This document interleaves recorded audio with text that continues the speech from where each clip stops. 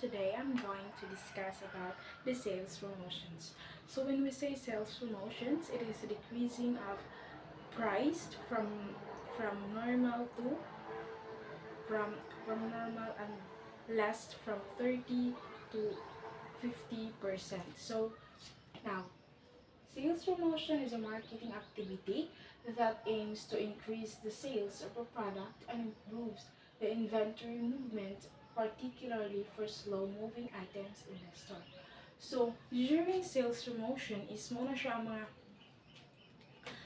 ang time nga ma-improve ng mga inventory sa usa ka store o sa company nga be very nga it's low kayo ang ilang moving from because of the very high, very pricey na siya. So during the sales promotion muna na siya ang time nga ang mga sales nila is mo high.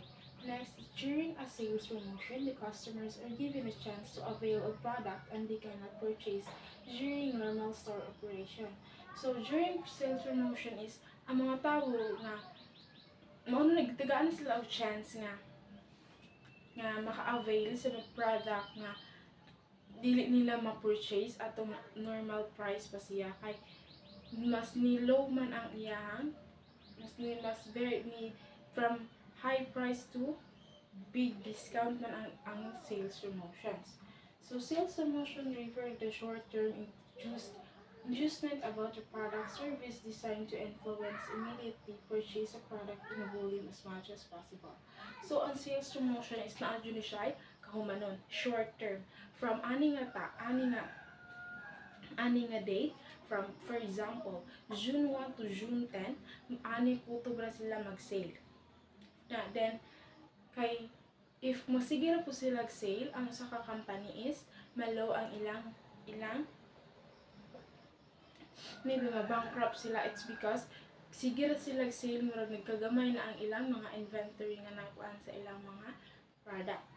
So, below are the characteristics of sales promotions. Number 1. Sales promotions are normally supported by a store banner and highlighted by the reminding phrases, hurry while supply lasts, promo ends until. So, sa sales promotion is normal na dyan na siya nga supported banner kung tarpaulin nga ilang gibutang sa ilang ibutang nga ani nga date is mag-sale sila and it will ends ani pud nga date so that ang mga tao is ma-aware and also makalat pud sa mga tao nga ani nga date mo adto ani nga store kay mag-sale sila.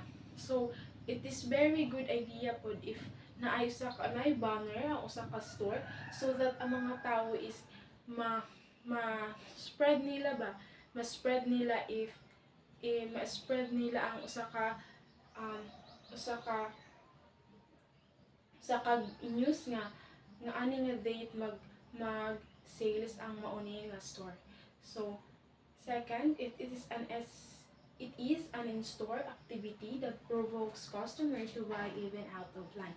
So, it is good idea po no nga mag-sales promotion kay if ani mo lakat ka na nga tindahan if wala is imong paliton is maura na then pag adto nimo is nag-sale man di ay. So, bisag wala nimo giplano nga mopalit ka ana is makapalit jud ka because very kuan nag-sale man sila nga gamay from high price nga nitritso man siya og dako nga ayaw nga discount. So even out of plan makapalit jud ka og pugon bisan wala nimo na iplano. So next is product are out of special discount ranging from 10% to 30% at least from its original price. So ang usa ka product are special discount special discount because ang iyang discount from 10% to 30% at least gikan sa iyang normal price because if gamay na pud kaay imuhang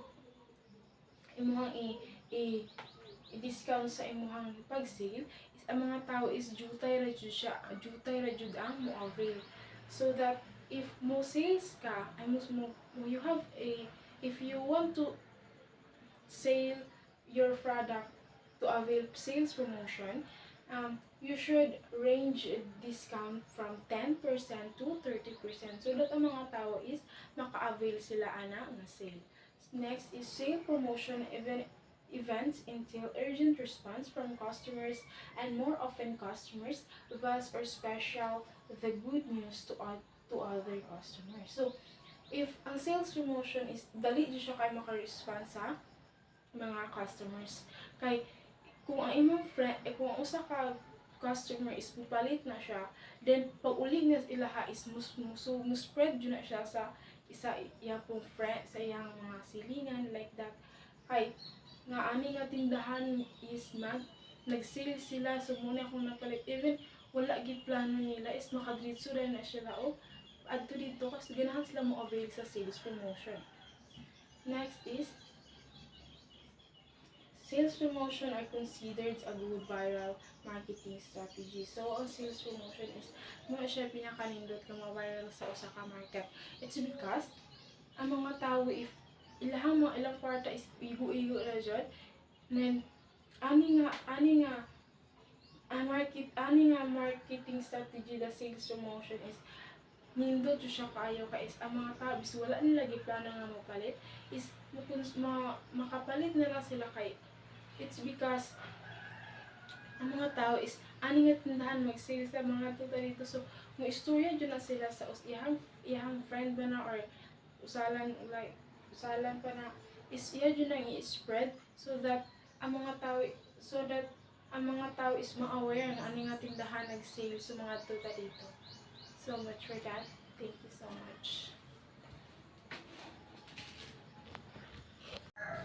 Good morning, Mom. This is the continuation sa Camarilo Shabok nga report. Nature of sales promotion. So when you say nature of sales promotion, it involves offering discount in a company. Sales promotion lasts for a short term, usually from 3 days to 30 days duration. So tungod kay ang sales promotion di na siya pwedeng dugay or that is just a temporary part of a company. It is expected to increase the sales of the company in ordinary selling days. Since it is a promotion, the prices of the product are lowered and rates of discount are applied.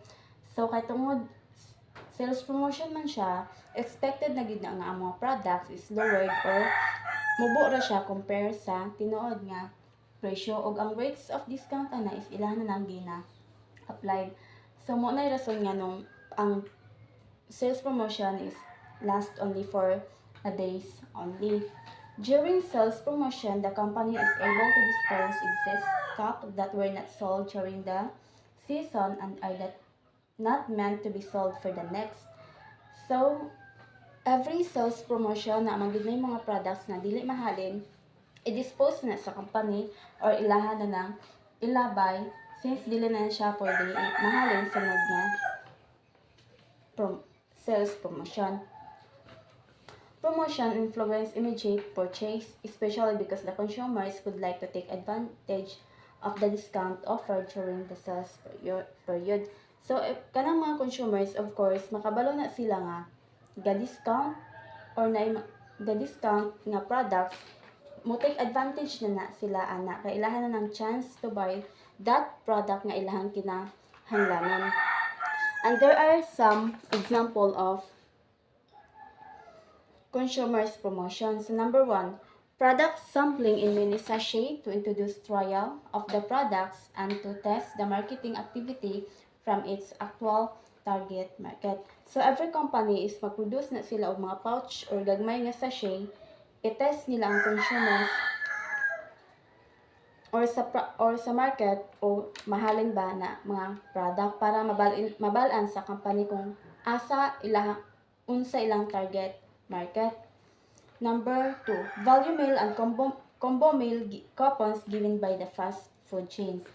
So, pareha ng McDonald's kay nana sila mga combo meal like 2 cheeseburger meal, mga inana. Number 3, price of promo on selected items every 15th or 13th payday period as well as rebates for frequent consumers in known mall. So mag-price of promo, parehaan ng mga Robinson or mga mall, mga City Mall, kanang mga known nga mall gani kay Nana sila yung mga price off, pero dili tanan nga products. Mag-select ra sila og items every 15th or 13th payday. Bonus packs for detergent bar and shampoo. Hala. Ah!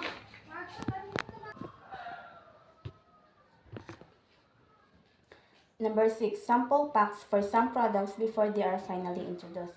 So every company magnana sila yung mga sample packs para for some product before they are introduced. 7 special packs during special season like Christmas. So every December, kay season Christmas man gyud na siya, nana sila yung mga special packs para yan mga spaghetti, macaroni, kanang spaghetti nga ginasulod na gani og mga balunan.